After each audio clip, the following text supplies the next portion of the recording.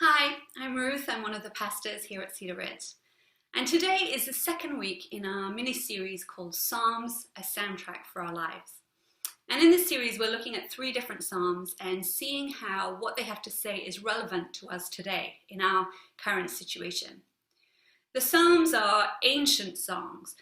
They were probably collected together around the 3rd century BCE, but some of them seem to date back much more than that, possibly hundreds of years before that. We don't know exactly how old some of them are. But not only are they very ancient, they were, of course, written by people who lived in a culture that would seem very foreign to us. Their life experience was unquestionably very different to ours. And yet, people are people. There are aspects of being human that transcend time and geography and culture. And so while we can't totally enter into the psalmist's experience and their worldview, we can learn from it and we can use it to reflect on our own experiences. These songwriters, thousands of years ago, they witnessed and experienced violence and oppression. Sometimes they perpetrated it too. They suffered illness and loss. They experienced financial hardships and material needs. And they felt the full range of emotions that we too feel in such situations. They express anger and anxiety, frustration, guilt, shame, exhaustion, despair, and so on. A wide range of emotions, some of which will resonate more with us than others do right now, depending on our situation and our own life experience. But before we launch in today's psalm, I think it's important to remember that the Psalms are songs. They are not theological treatises. They are expressions of the heart, not necessarily models of what should be in our hearts.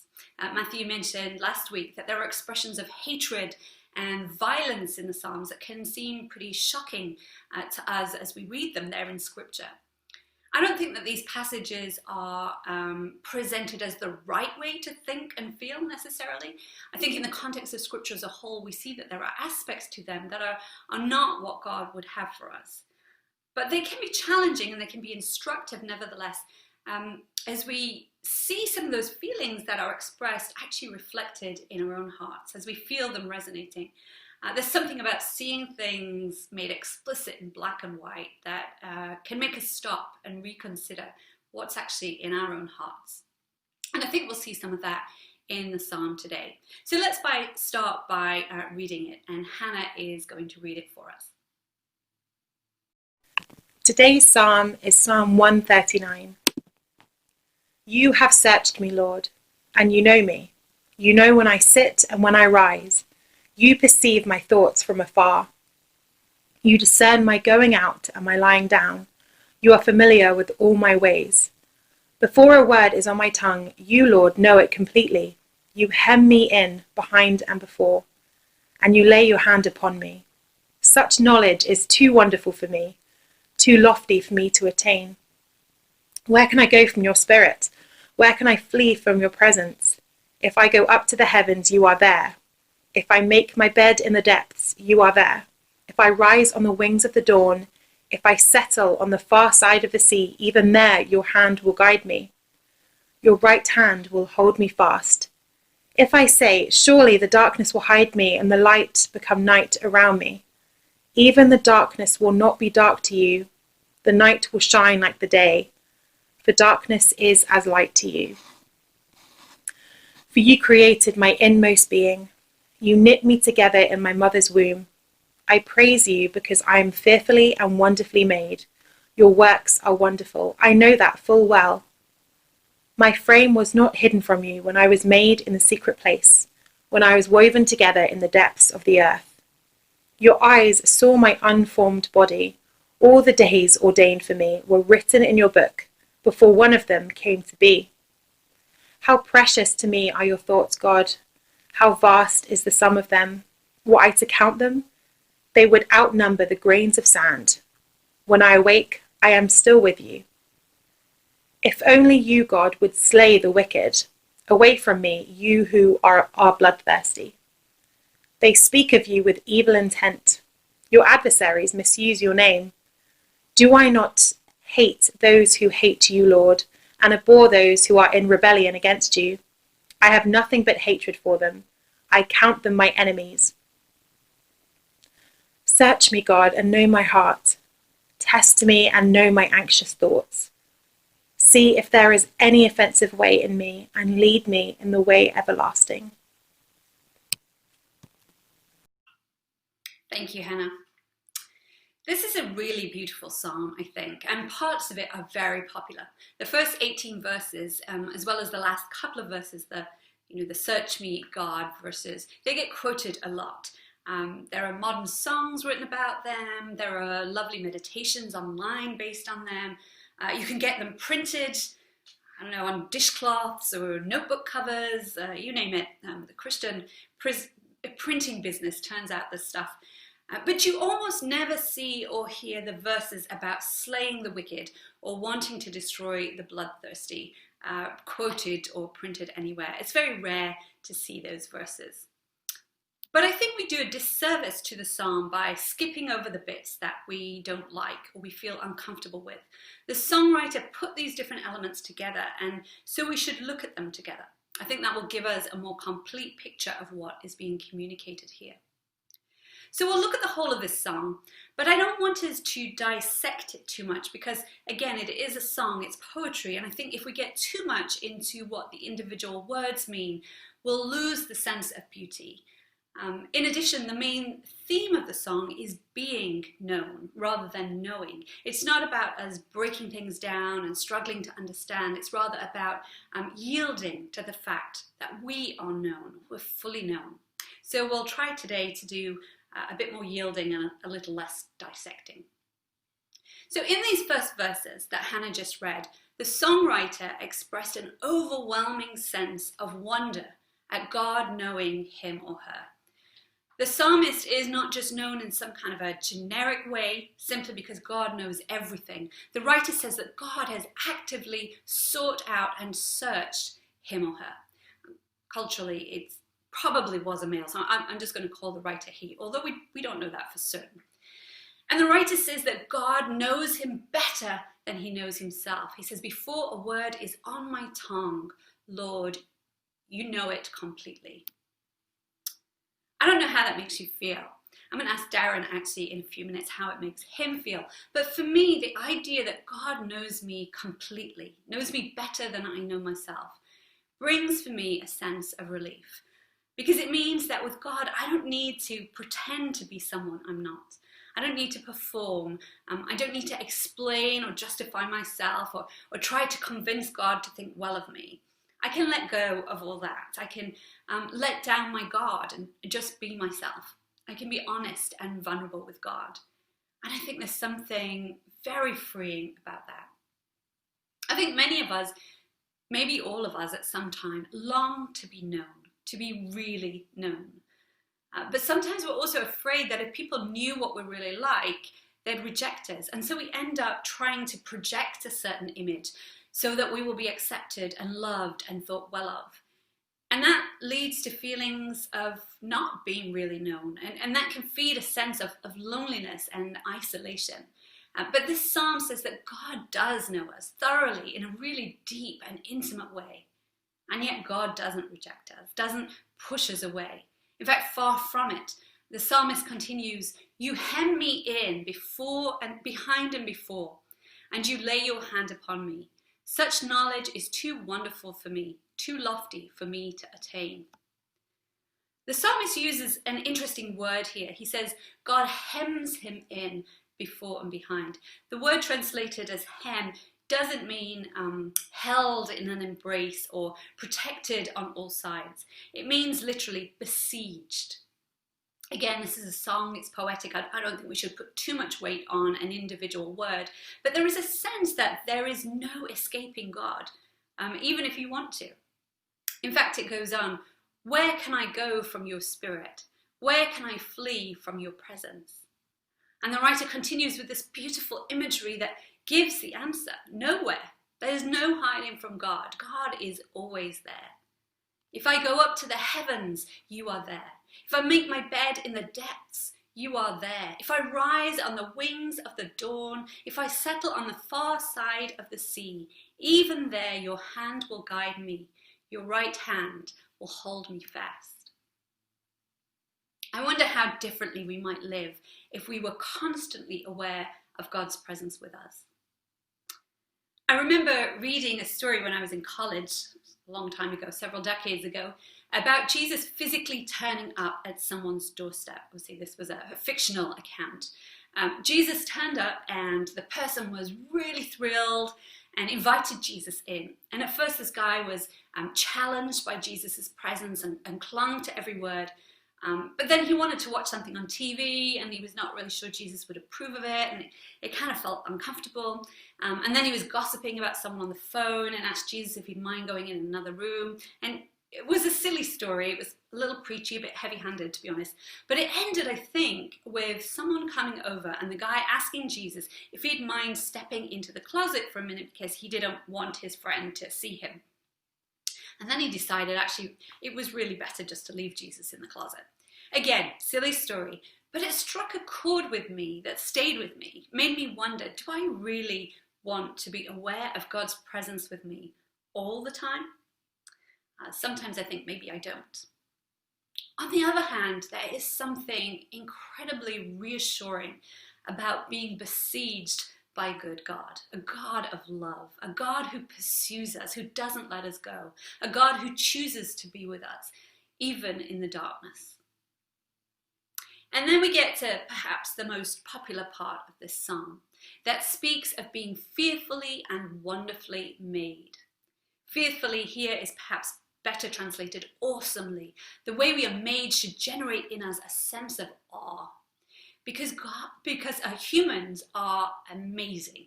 We are amazing in our diversity. At the cellular level, for example, we see incredible variation between disc-like red blood cells and stretched out muscle cells, globular fat cells and scaly skin cells and wiry web-like nerve cells and so on. We are incredibly complex and diverse.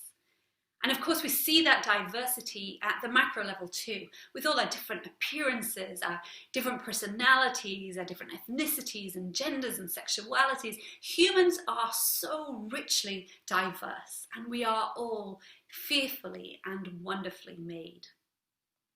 God knit together each and every one of us. We are all made in God's image. God has searched and knows each and every one of us. God is with each and every one of us. None of us can flee from God's presence.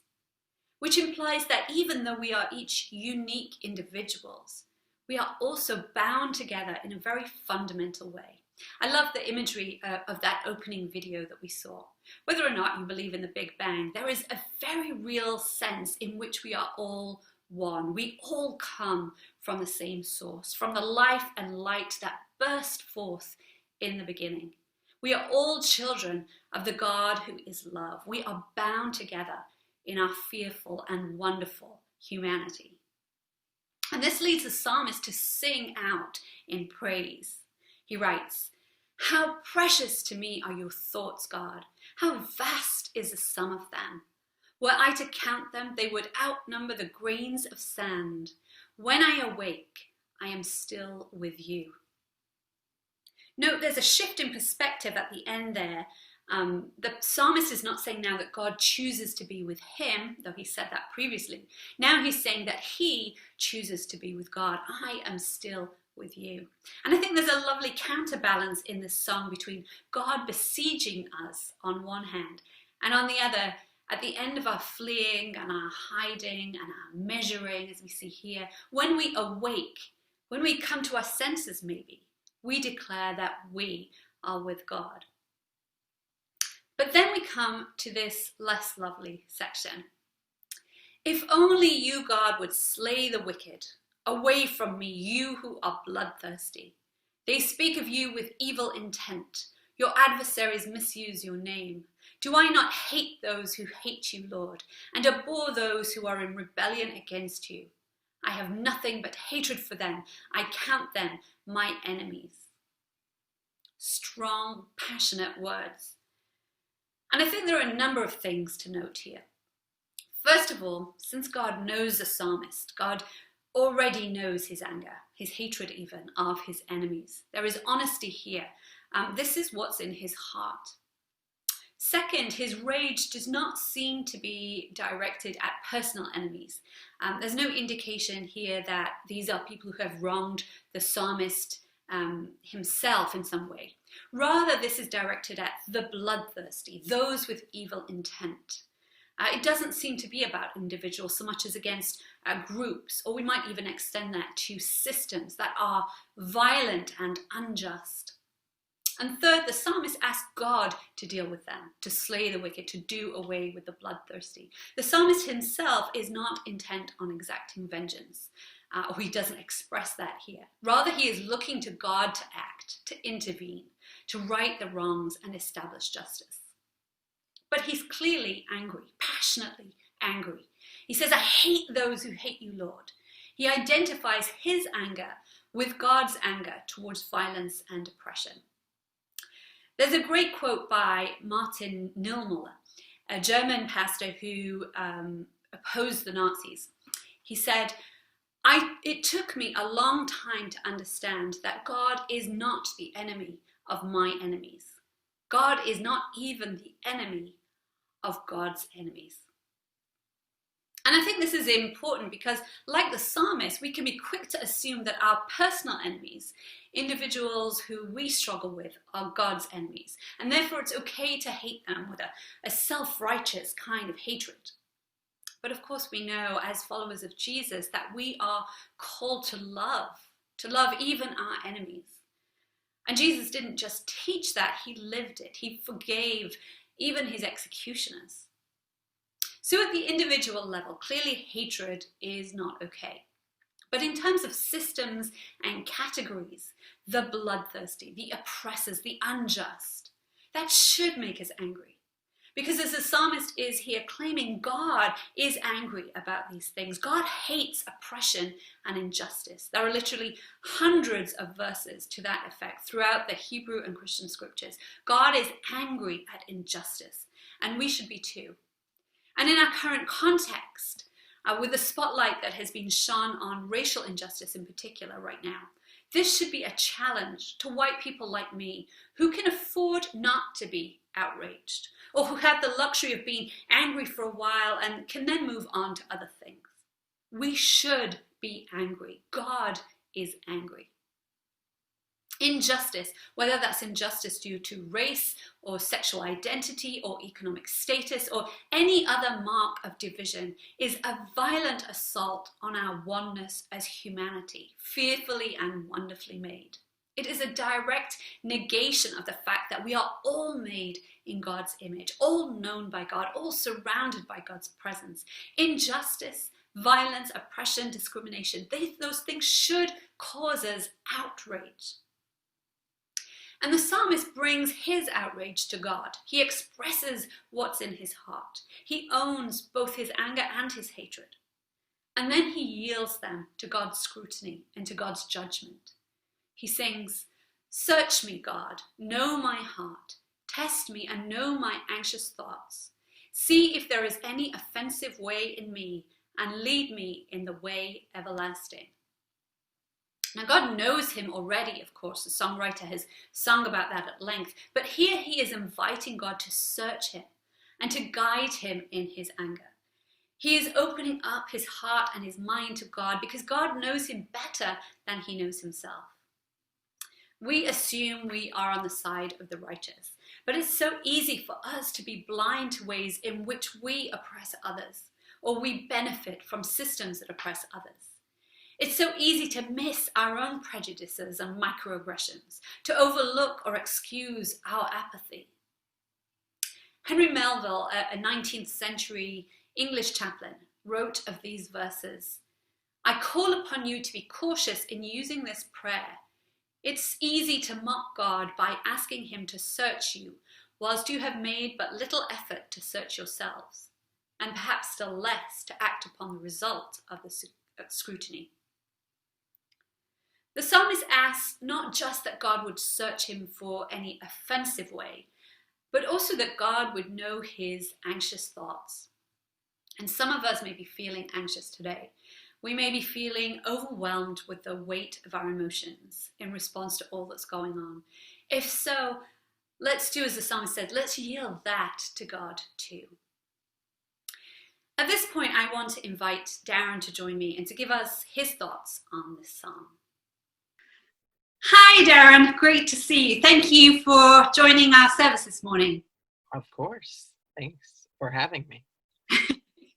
Darren, not everybody may know you. Can you tell us a little bit about yourself? Yep. So I'm Darren Freeman-Coppadge. I've been going to Cedar Ridge for many years, I think since 2005. I met my husband at Cedar Ridge, and we got married at Cedar Ridge, and we are pretty deeply connected to the community.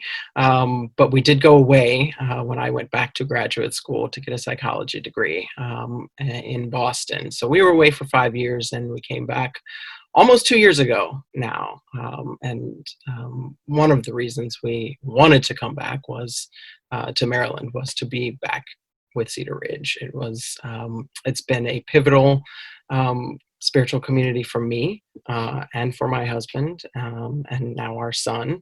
And it is our sort of spiritual home. That's great to hear. Cool. So we've been talking this morning about Psalm 139. How does that psalm resonate with you? In 100 different ways. I should say that, in my spiritual journey, that Psalms, and particularly David's Psalms, have always resonated with me a great deal. I feel like I connect with David a lot.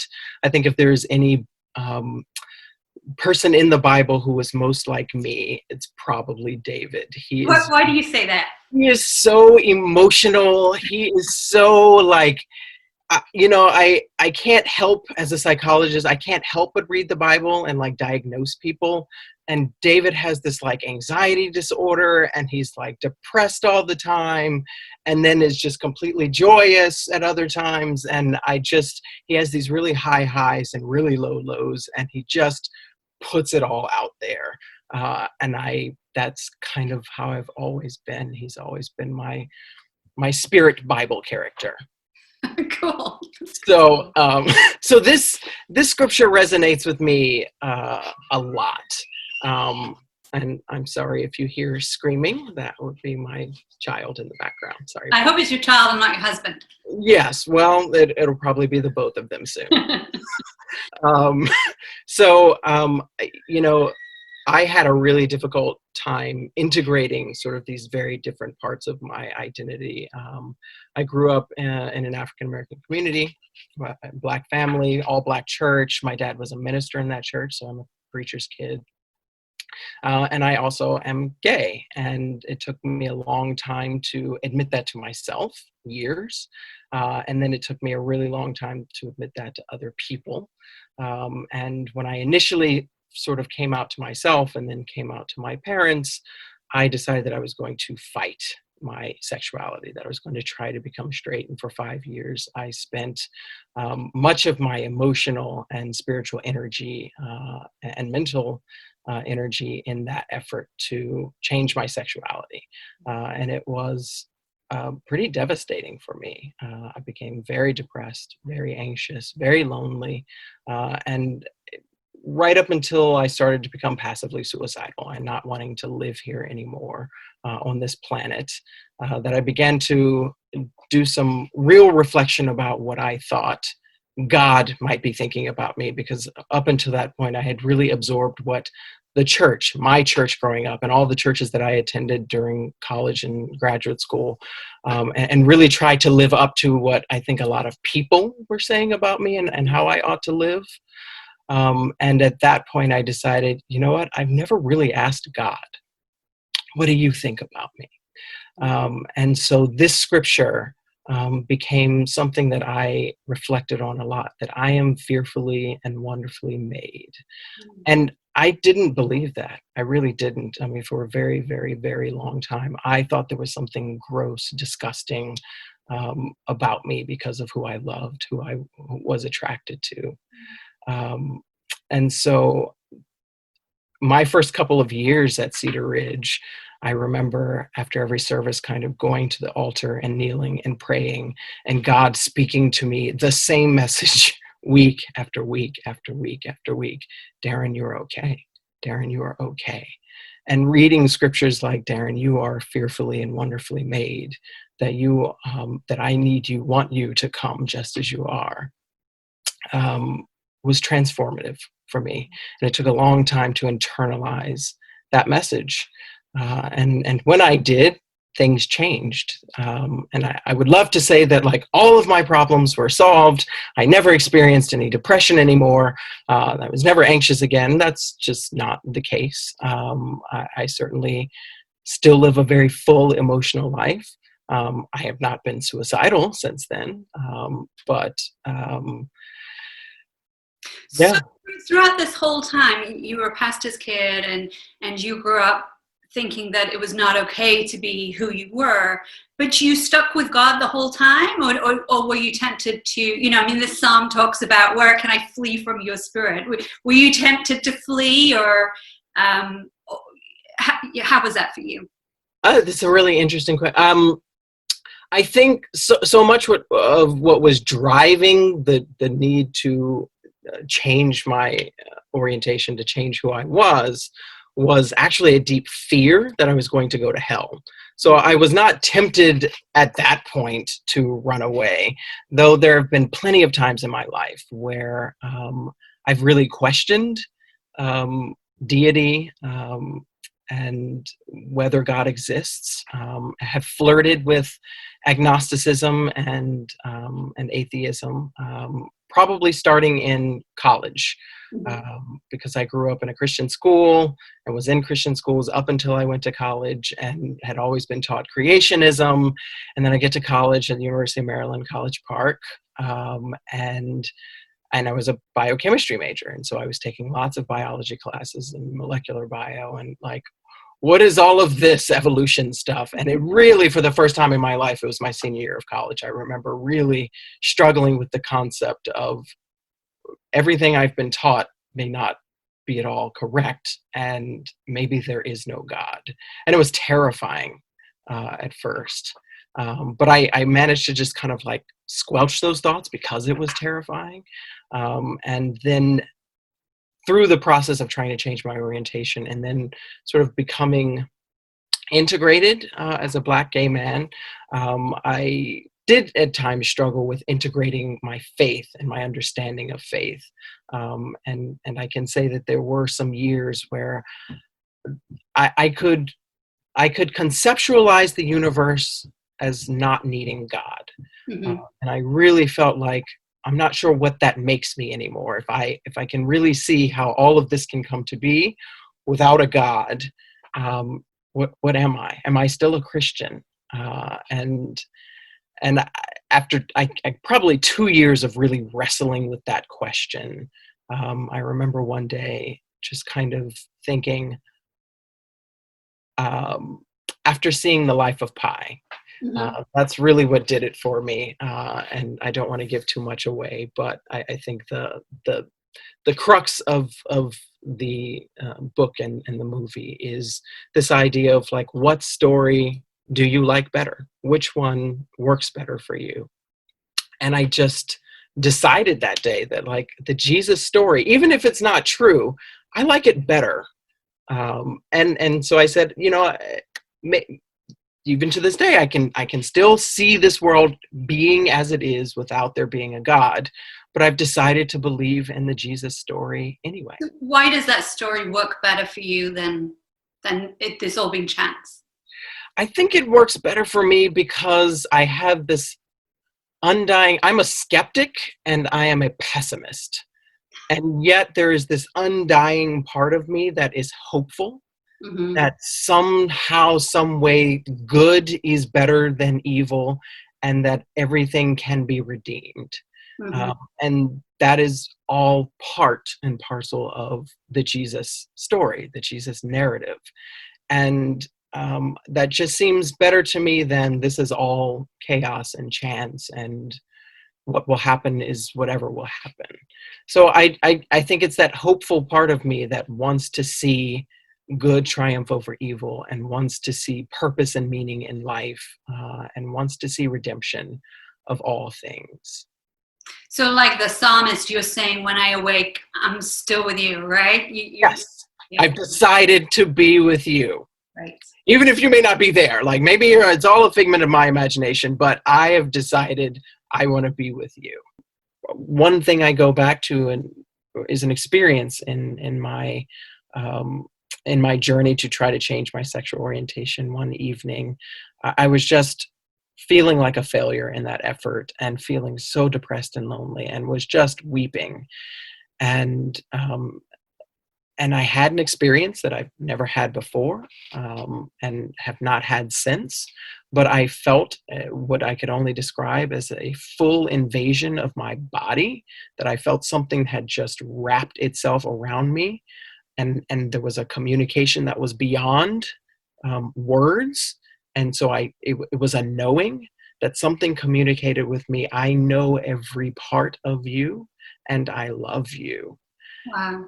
And it was powerful for me, and more powerful now as I think back on it, because what was not said was, and I encourage you to keep on the journey to try to change your sexual orientation. It was just as you are. I love you. I know Unconditionally, yeah. I am with you. I am here with you. And that unconditional kind of love. And so when I was struggling with my faith, and struggling with questions about whether God exists or not, I kept going back to that experience and feeling like, how could I deny it? Now, I have some logical answers and ideas about, maybe that was just Kicks in, right? yeah, like I could explain that experience, but none of those explanations match what I know. Sometimes you just know things, and this Right, is right. something That new. deep down, almost, yeah, almost Yeah, physical, right? right. It's like when you see something and you see it, and everyone says, "Well, I didn't see that," but it's like, "But I know I saw it." Right? This was that. I know I experienced that. I know I felt that. And that was a foundational experience for me, so that when I wrestle with, can I really do this Christian thing? Can I really do this God thing anymore? I go back to that. Mm-hmm. And that felt like an instance of God chasing me. Mm-hmm. And how come my friends don't have that experience? Right. Did God not chase them? And so that's something I still wrestle with, and struggle with, and lots of theological questions about, like, why God intervenes when he does, to whom he does. And I don't have lots of answers for that. I just know that God's grace is big enough for all of us, whether we believe in him or not. So there's that section that we don't like to quote so much about, God do away with the murderous and the bloodthirsty. And I'm just wondering how, right now, obviously a very tumultuous time. How are you as a person of color dealing with that? Does this psalm say anything to you about that? Just, can you speak to that whole situation right now? Yeah, I mean, I think anger, I can't talk about this without talking about anger, Right. how much anger has been a part of my life. Mm-hmm. And I think ultimately anger at injustice. But I think when anger becomes the only emotion that you are allowing yourself to feel, it can become toxic. Right. And so that anger about injustice becomes an anger and a hatred of white people. Growing up in the Black community and seeing disadvantage, and seeing the way that my community is being treated, Mm-hmm. seeing, like watching and reading things like Roots, and reading, some of the premier authors of the Harlem Renaissance, for example.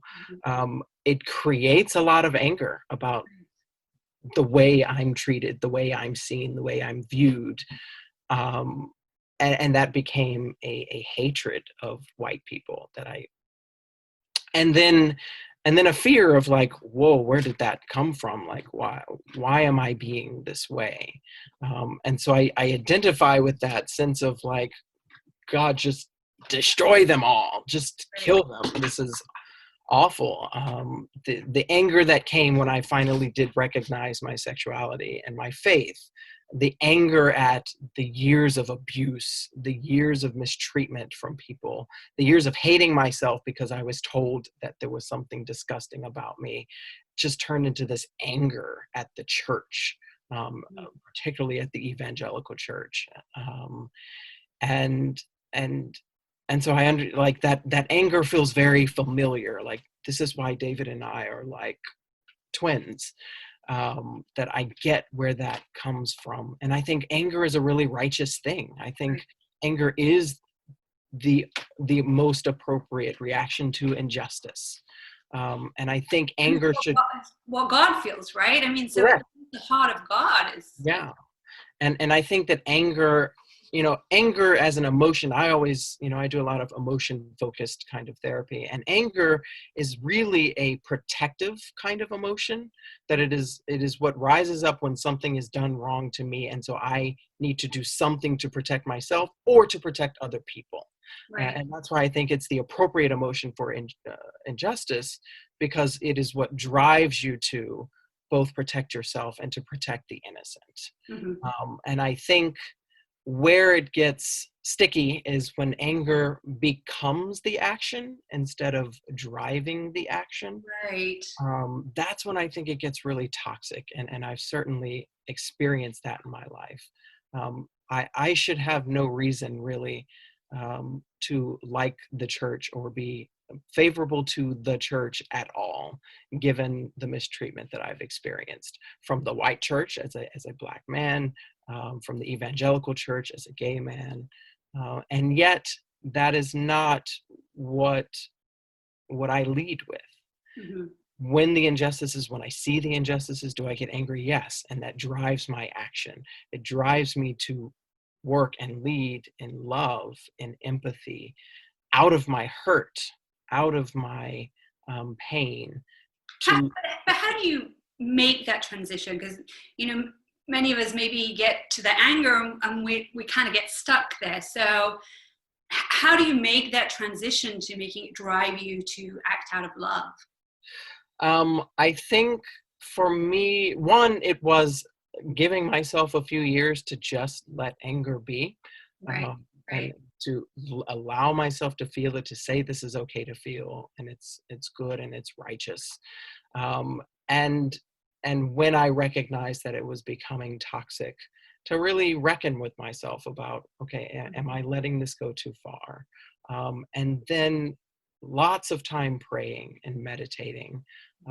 And ultimately for me, it was pragmatic.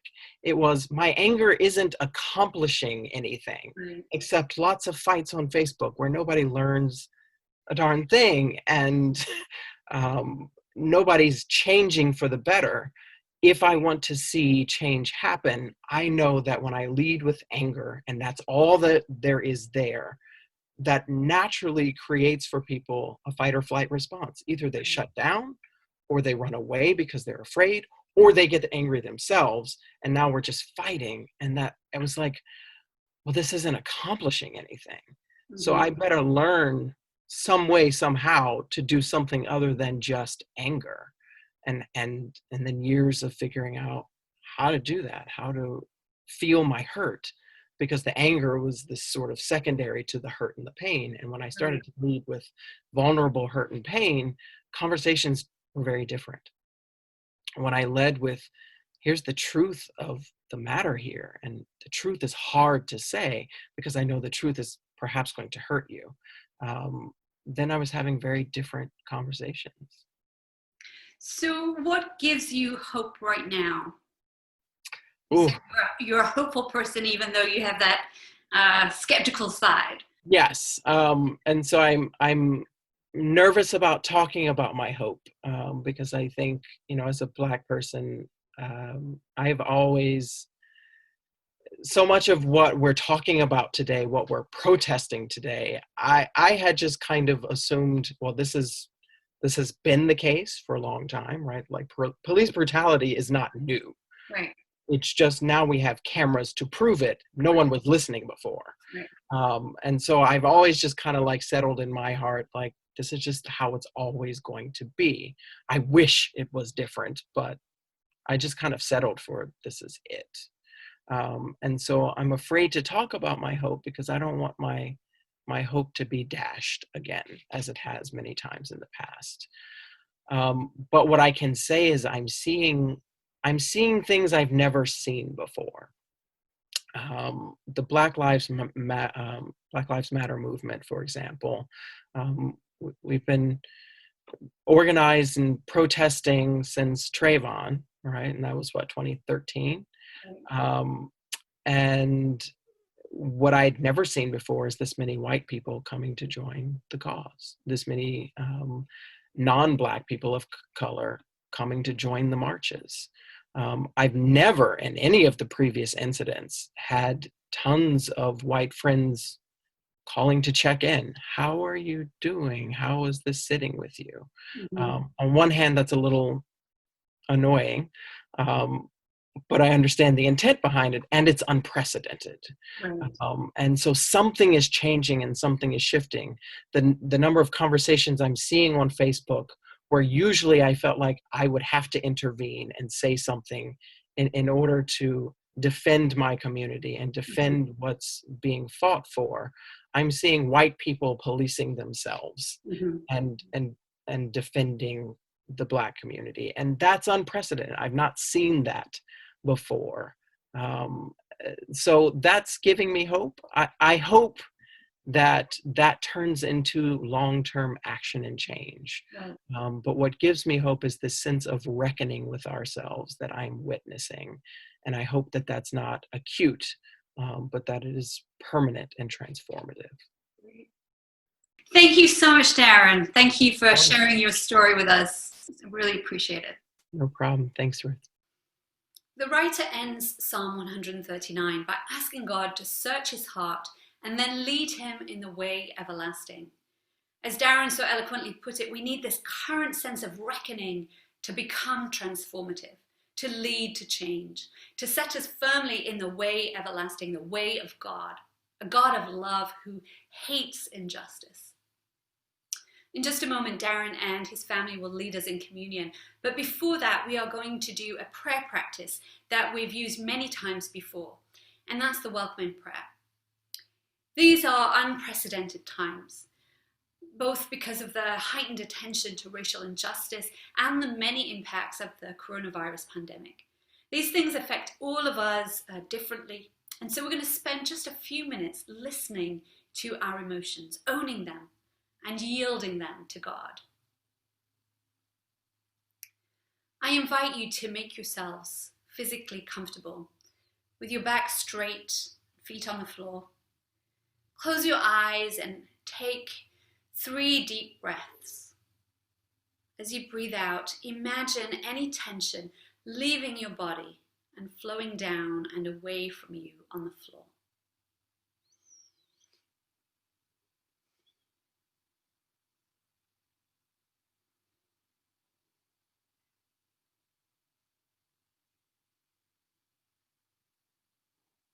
We pray. God, we come to you because we believe you are here with us. We believe you are good and powerful, and you love us. You know us intimately. You know us better than we know ourselves. Search us, O Lord, and know our hearts. Test us and know our thoughts. We're going to take a few moments to notice any tension or pain or negative emotions that we're carrying. Feel them. Sink into them. Don't resist them.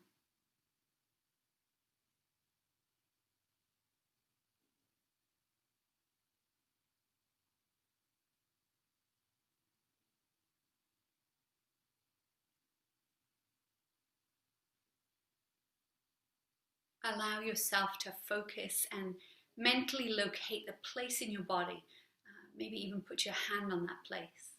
Where do you feel these emotions and sensations? Gently sink into them.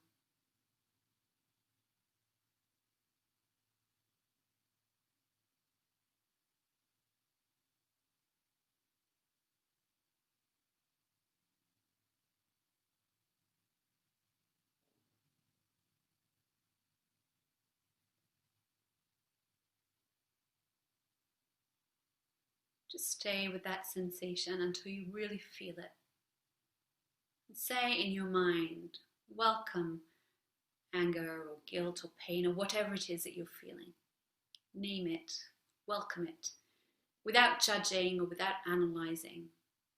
Just welcome it as something that points to the reality of what's going on in you and where you are in this current moment.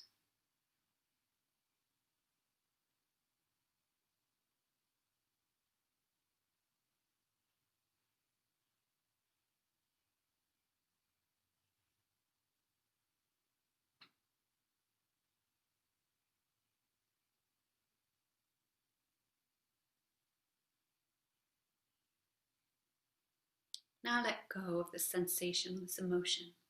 Surrender it to God. Say, God, I give you my anger or pain or whatever it is you're feeling. I let it go. I place it into your hands.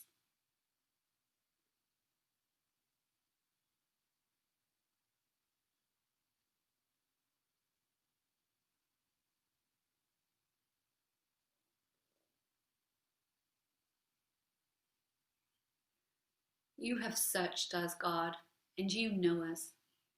You perceive our thoughts from afar. We cannot hide from you. Even the darkness is as light to you. We thank you, God, that you are with us and within us. And we too choose to be with you. May we submit ourselves more and more to your transforming love. Lead us in the way everlasting. Amen.